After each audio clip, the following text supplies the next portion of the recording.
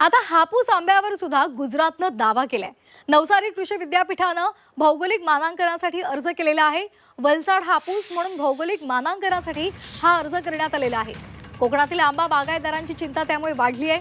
कोकण हापूसची आर्थिक सुरक्षा त्यामुळे धोक्यात आल्याचं बोललं जातंय।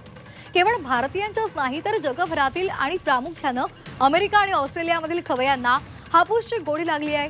पण याच कोकण हापूसवर आता गुजरातनं दावा केलाय। वलसाड हापूस म्हणून भौगोलिक मानांकनाची मागणी केलेली आहे आणि त्यामुळे कोकणातील आंबा बागायतदारांची चिंता वाढलेली आहे। जगामध्ये कोकण हापूस हे हापूस आंब्याला मिळालेलं पहिलं आणि एकमेव भौगोलिक मानांकन आहे।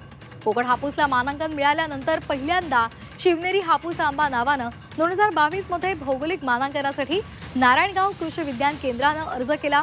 त्यांच्याकडून कागदपत्र सादर करण्याची सुद्धा कारवाई सुरू आहे आणि त्यानंतर 2023 मध्ये गांधीनगर आणि नवसारी विद्यापीठानं वलसाड हापूस नावानं भौगोलिक मानांकन मिळवण्यासाठी अर्ज केलेला आहे आणि त्यासाठी त्या संदर्भातल्या कागदपत्रांची पूर्तता केल्यानंतर 30 ऑक्टोबरला पहिली सुनावणी झाली।